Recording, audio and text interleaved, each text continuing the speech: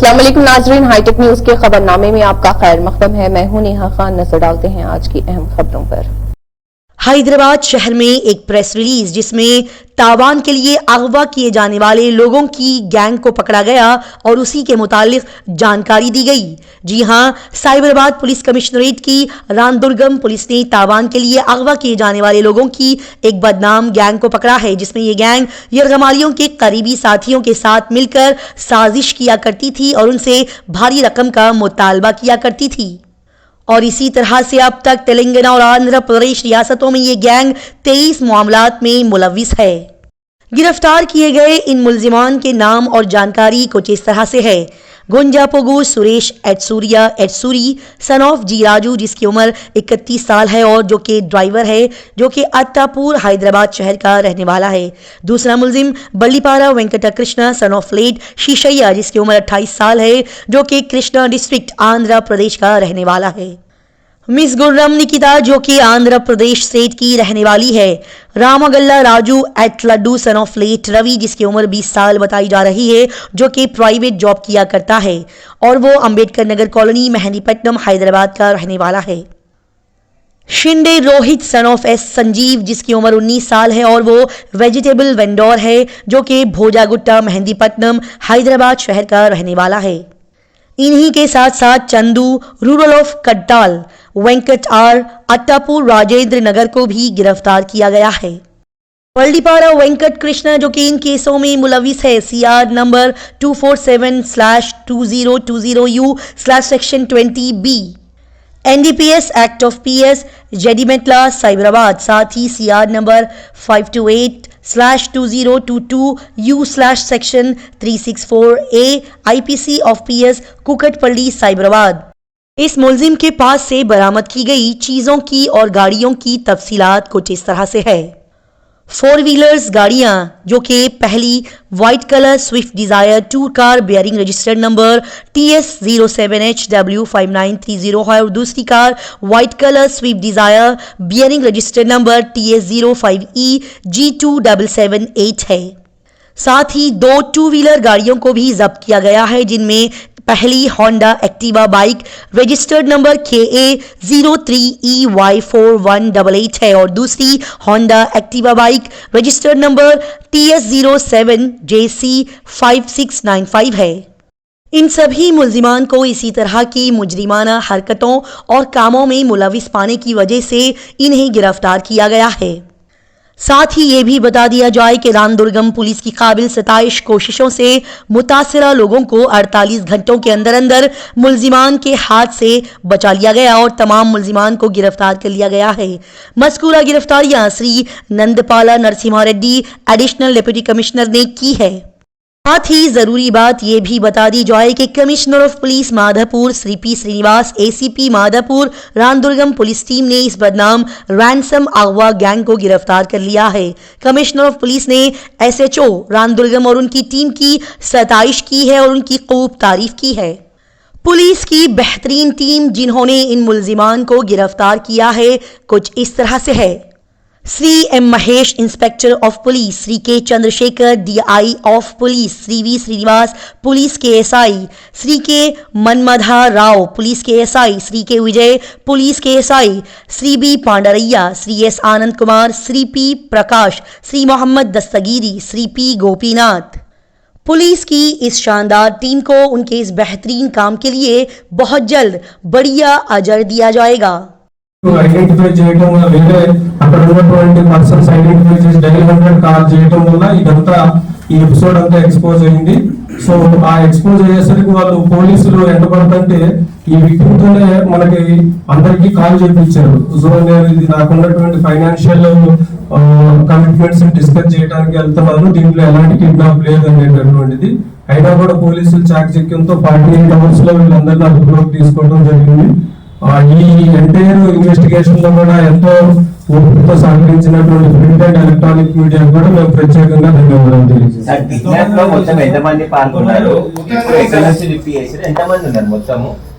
So యాక్చువల్గా అయితే 7 members ఉన్నారు, but main conspiracy is between Nikhita, Venkatakrishna and Suresh.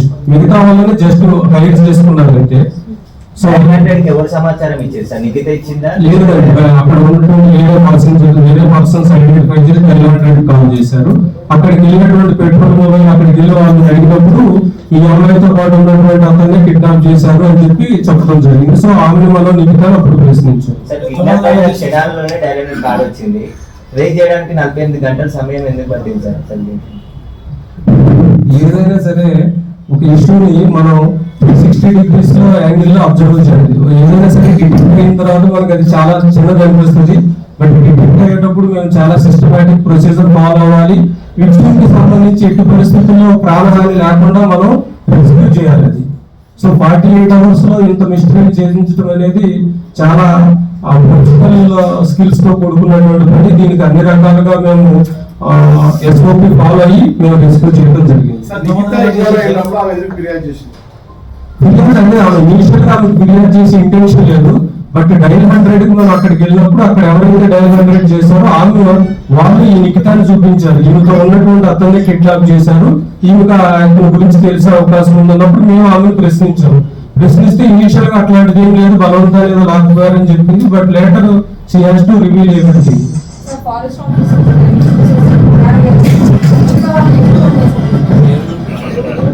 అదేనండి, మన దగ్గర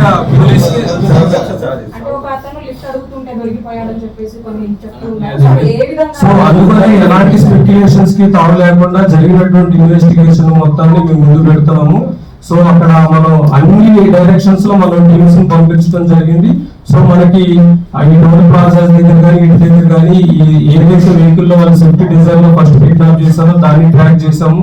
ఆ తర్వాత ఆ వెహికల్ బ్రేక్ డౌన్ అవ్వడం, మళ్ళీ ఈ నిఖిత వెంకటకృష్ణ కలిపి వాళ్ళకి విక్టిమ్ సంబంధించినటువంటి కార్ ని తీసుకెళ్లి మరలా ఇచ్చారు.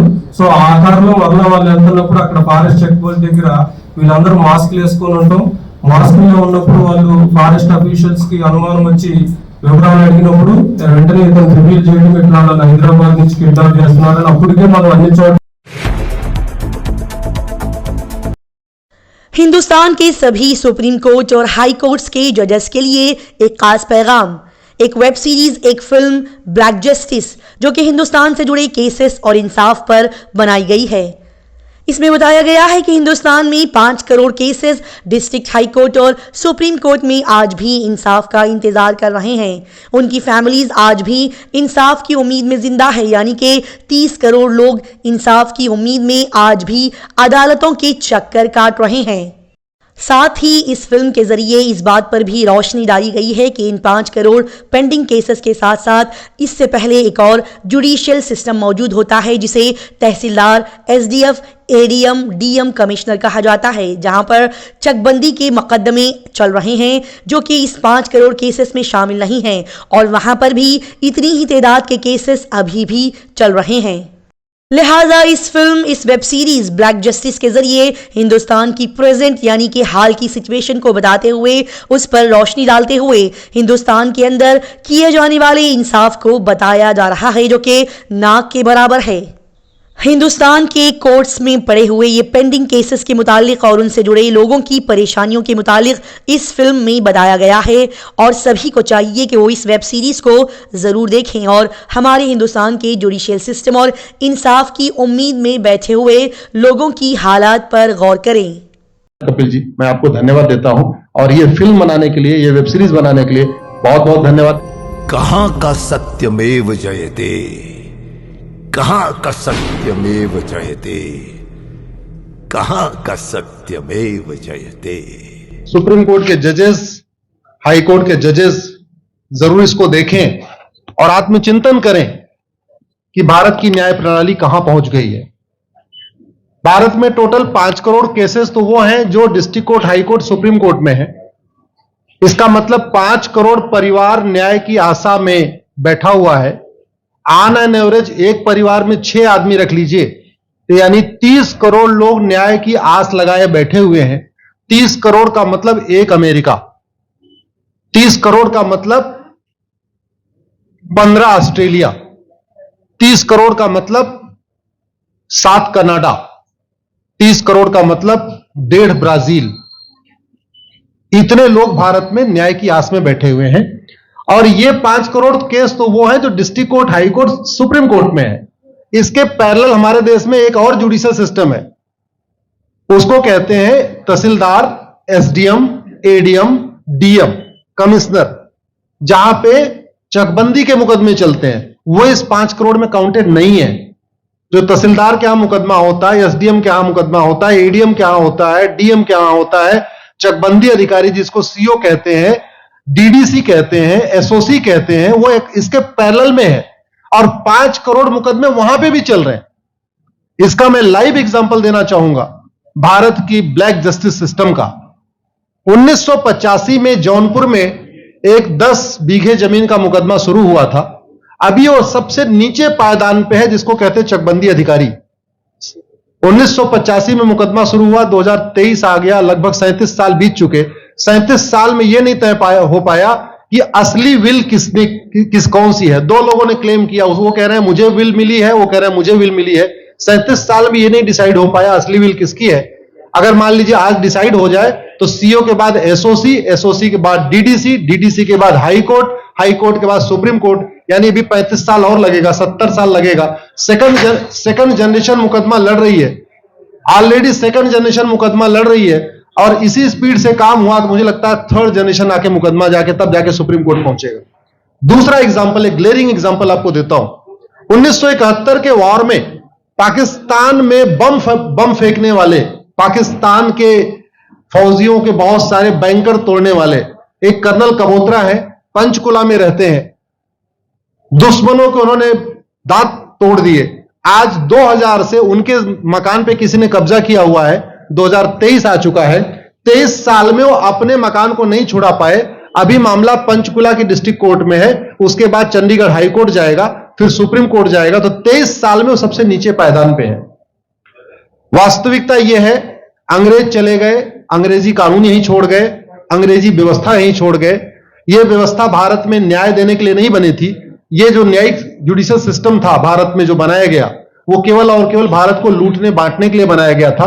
क्योंकि कानून वही चल रहा है, जुडिशियल सिस्टम वही चल रहा है, इवन हमारा ड्रेस भी वही चल रहा है। अंग्रेज काले कपड़े पहनते थे, हम भी काले कपड़े पहनते हैं। अंग्रेज जून के महीने में उनको गर्मी लगती थी तो 1 महीने छुट्टी करके इंग्लैंड चले जाते थे। आज भी हमारा हाई कोर्ट, सुप्रीम कोर्ट पूरे मई जून बंद रहता है। अंग्रेजों को क्रिसमस के टाइम में दिसंबर में छुट्टी मनाना जाना होता था, 1 महीने छुट्टी कर चले जाते थे। आज भी हमारी हाई कोर्ट, सुप्रीम कोर्ट दिसंबर में, क्रिसमस के टाइम में 15 दिन 20 दिन बंद हो जाती है। तो सोच वही है, किताबें वही है, व्यवस्था वही है, कानून वही है, तो स्वाभाविक सी बात है जस्टिस होगा कहां से? जस्टिस कैसे होगा?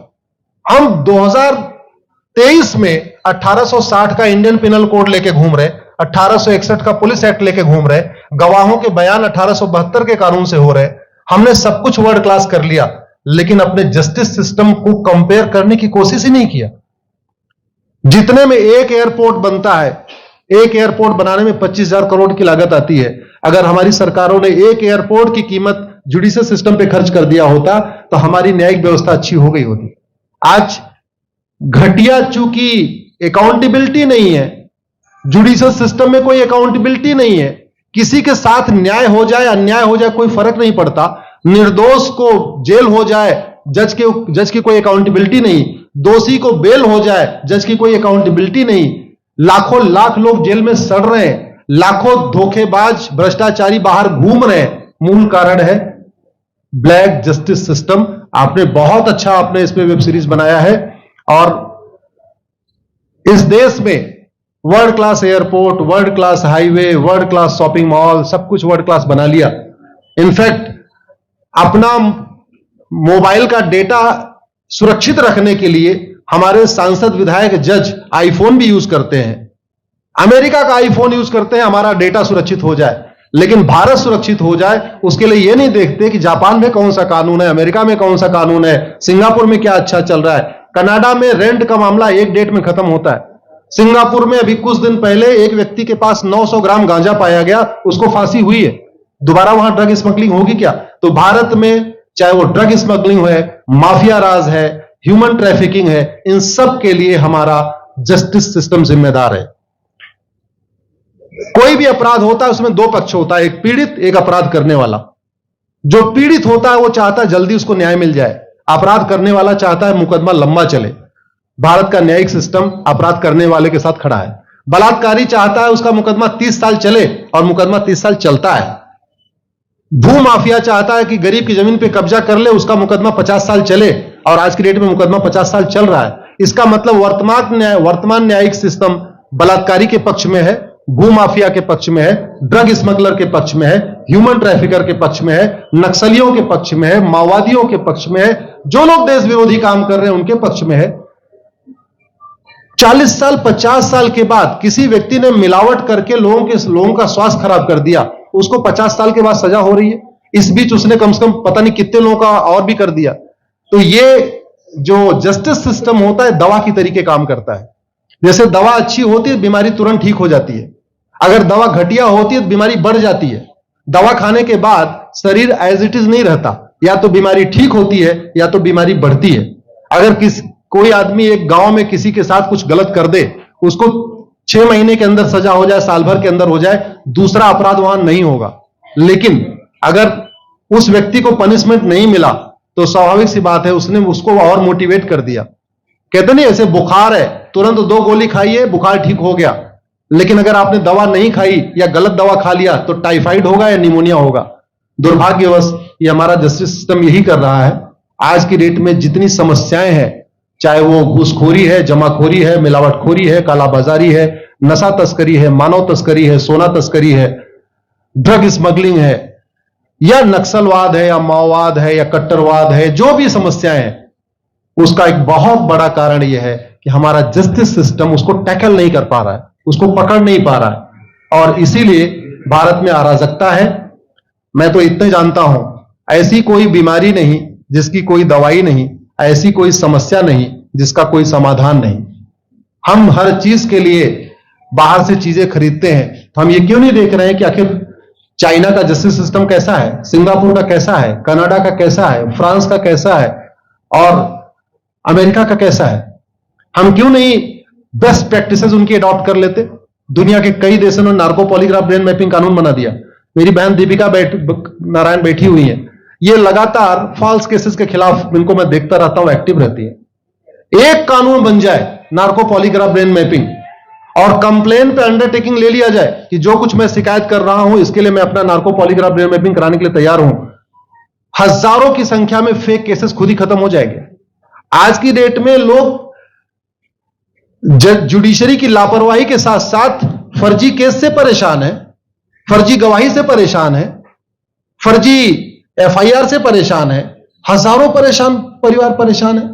कई बार देखा गया कि जो फैमिली के केसेस होते हैं उसमें कितने सारे फेक केसेस भी आ रहे हैं। तो जो वास्तव में दोषी हैं उनको पनिशमेंट नहीं मिल पा रहा है, जो निर्दोष हैं उनके खिलाफ फर्जी केसेस हो रहे हैं।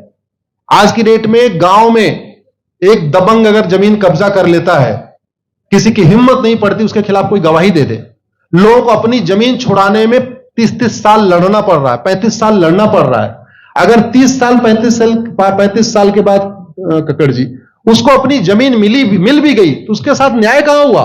35 साल में उसका टाइम बर्बाद हो गया, 35 साल में उसका पैसा बर्बाद हो गया, 35 साल वो मेंटल ट्रॉमा में रहा, 35 साल उसने तारीख पे तारीख झेली है। और मैं तो डिस्ट्रिक्ट कोर्ट में कई बार जाके देखा, ऐसे परिवारों को देखता हूं जिनके पास बस से आने के लिए पैसा नहीं है, साइकिल से आते हैं। ऐसे परिवारों को देखता हूं जो चाय नहीं पी सकते अपने पैसे से, बेचारे घर से रोटी बांध के और अचार लेके आते हैं, लेकिन वहां मजबूरी में वकील को पैसा देते हैं।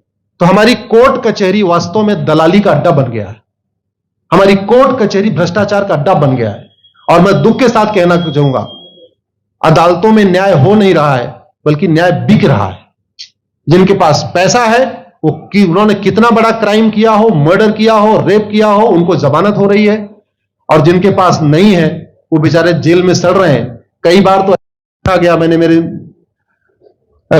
मर्डर किया एक्स अनंत सिंह ने, लेकिन एक्स अनंत सिंह बाहुबली थे, उन्होंने थानेदार को 20 लाख रुपए दिया, वो वाई अनंत सिंह को लेकर जेल में डाल दिया, नाम वही है। अब उसके बाद क्या हुआ, 20 साल मुकदमा चला और फिर सबूत के अभाव में छूट गया। तो जिसने मर्डर किया वो तो कभी जेल गया ही नहीं। एक निर्दोष जेल गया, 10-20 साल के बाद उसने अपना जमीन बेचा, सब कुछ किया, मां बाप सब कुछ तबाह हो गए, फिर वो सबूत के अभाव में छूट रहा है। तो सबूत के अभाव में अगर 20 साल के बाद छूट भी गया हो उसका 20 साल कौन लौटाएगा? उसके 20 साल के लिए कौन जिम्मेदार है? उसके 20 साल जो बर्बाद हुआ उसके लिए संविधान की शपथ लेने वाले जिम्मेदार हैं। संविधान के प्रियम्बल में लिखा है हम आपको जस्टिस देंगे, हम आपको न्याय देंगे। न्याय देने की जिम्मेदारी किसकी? जिन्होंने शपथ लिया। शपथ कौन लेते हैं? जजेस लेते हैं, सांसद विधायक मंत्री लेते हैं। तो आज की डेट में अगर लोगों को न्याय नहीं मिल रहा है तो इसके लिए वही जिम्मेदार हैं जो संविधान की शपथ लेते हैं। संविधान की शपथ लेने वालों को वेतन भत्ता गाड़ी बंगला इसीलिए मिलता है कि लोगों को न्याय मिल सके, फास्ट जस्टिस मिले, कंप्लीट जस्टिस मिले। अनफॉर्चुनेटली कंप्लीट जस्टिस मिलने में तो 50-60 साल लग जाता है, फास्ट जस्टिस तो सपना हो गया है। इसलिए आज आपने जो ये वेब सीरीज बनाई है मैं आपको धन्यवाद देता हूं। एक ऐसे विषय पे जिसपे कोई टच नहीं करता लेकिन जिससे करोड़ों लोग पीड़ित हैं। मैंने कहा ना 5 करोड़ लोग सीधे district court, high court, supreme court के केसेस से पीड़ित हैं और 5 करोड़ मुकदमे एसओसी, डीडीसी, तहसीलदार के यहां चल रहा है। तो अगर 5 करोड़ से 30 करोड़ लोग इधर पीड़ित हैं तो उधर भी पीड़ित है। वास्तव में बहुत बड़ी संख्या भारत में इसी से पीड़ित है और अपराध, भ्रष्टाचार और जितनी भी अराजकता चल रही है उसका मूल कारण भी यही है। जस्टिस सिस्टम अच्छा हो जाए, कानून सख्त हो जाए, कानून का खौफ पैदा हो जाए, न्यायपालिका का खौफ पैदा हो जाए और ये थाने जो दलाली के अड्डे बन गए हैं, तहसील जो दलाली का अड्डा बन गया है, डिस्ट्रिक्ट कोर्ट जो कमीशन खोरी का अड्डा बन गया है, अगर इस पे कंट्रोल हो जाए तो वास्तव में भारत में फिर से राम राज्य आ सकता है। अगर जुडिशियल सिस्टम अच्छा हो जाए, जो राम राज्य की कल्पना है, धर्म की जय हो, अधर्म का नाश हो, प्राणियों में सद्भावना हो, विश्व का कल्याण हो, मुझे लगता है उसको फिर से जीवित किया जा सकता है। आपने मुझे बुलाया कपिल जी, मैं आपको धन्यवाद देता हूं और ये फिल्म बनाने के लिए, ये वेब सीरीज बनाने के लिए बहुत बहुत धन्यवाद देता रहता हूं। दीपिका जी लड़ती रहती हैं, इनको देखता रहता हूं। बहन नेहा जी आई हैं, ये अपने गानों से मुझे लगता है बहुत अच्छा आप लिखती हैं और इसी तरीके से कड़वा सच आप लिखते रहिए, कड़वा सच गाते रहिए। लोग आज की डेट में, यंग जनरेशन कड़वा सच सुनना चाहती है। मीठे झूठ ने इस देश में शुगर, डायबिटीज पैदा कर दिया।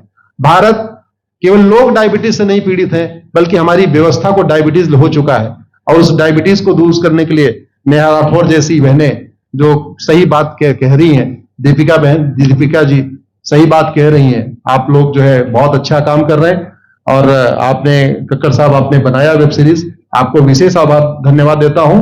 यही निवेदन करता हूं इस वेब सीरीज को ज्यादा से ज्यादा देखें और खास तौर पे अगर आपके जानने वाले कोई जज हैं, कोई आईएएस हैं, कोई आईपीएस हैं, मंत्री, सांसद, विधायक हैं, उनको भी एक बार फोन करके, व्हाट्सएप करके एक बार कहिए कि वो भी इसको जरूर देखें, क्योंकि अल्टीमेटली न्यायिक व्यवस्था बदलने की जिम्मेदारी उन्हीं की है जिनको वेतन भत्ता, गाड़ी बंगला, free air ticket, free rail ticket और वीआईपी व्यवस्था मिलती है। ये व्यवस्था उन्हीं को बदलनी है। जय हिंद, धन्यवाद। जम्मू में कड़ाके की ठंडी। जी हां, जम्मू में भी इन दिनों कड़ाके की ठंडी हो रही है। जम्मू आजकल ठंडी के मामले में दूसरा कश्मीर बन गया है। इन दिनों इस शदीद ठंडी और धुंध की वजह से जम्मू से कई सारे बसें, ट्रेन्स और फ्लाइट्स कैंसिल की जा रही है। लिहाजा जनाब सुनील डिम्पल इस कड़ाके की ठंडी का मजा लेते हुए इस जाम, धुंध में और खुले में आम लोगों के साथ आग की गर्माहट का मजा लेते हुए नजर आ रहे हैं। जिले कला चल रहा है, कश्मीर की भी सारी, जम्मू भी कश्मीर से पीछे नहीं रहा। फोटो भी ले लिया। शीत लहर चल रही है जम्मू, इधर भी शीत लहर चल रही है। हाँ, जिले कला जम्मू में भी देखने को मिली है। आज बहुत सर्दी है जम्मू में और धुंध पड़ी हुई है सारे तरफ और जबरदस्त धुंध पड़ी है और सारे के सारे वो ठंड ने सभी को बुरी हाल की है। और अब देखना है ये कितने दिन रहेगी। और आज इतना हालात हो गए हैं कि हमें लकड़ी जला करके जम्मू में, और जम्मू में इस समय कश्मीर से भी ज़्यादा ठंड पड़ रही है। धुंध, ट्रेनें नहीं चल रही, गाड़ियां नहीं चल रही और घरों से निकलना मुश्किल हो गया है। और आज बड़ी ठंड है, धुंध छाई हुई है जम्मू में और उसी से ठंड से बचने के लिए बिल्कुल